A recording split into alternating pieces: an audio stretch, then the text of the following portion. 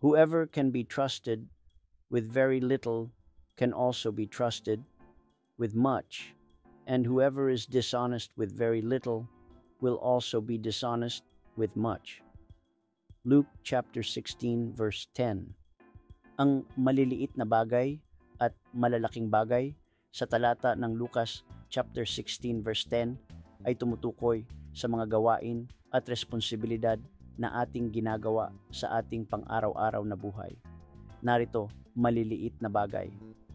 Ang mga maliliit na bagay ay maaaring tumukoy sa mga simpleng gawain tulad ng pagiging matapat sa pagbabayad ng mga utang, pagsasabi ng katotohanan, pagiging mapagbigay sa ating panahon at mga mapagkukunan, pagiging responsable sa ating mga salita at kilos.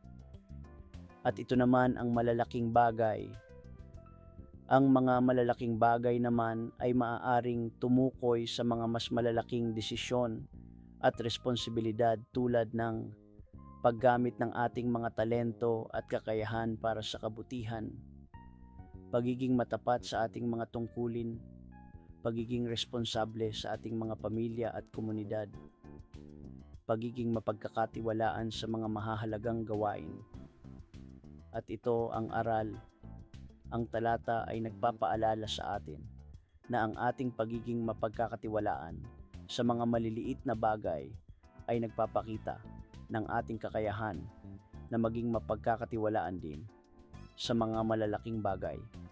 Ito ay isang mahalagang aral para sa mga mananampalataya dahil nagtuturo ito sa atin na ang ating pananampalataya ay dapat na maipakita sa lahat ng aspeto ng ating buhay.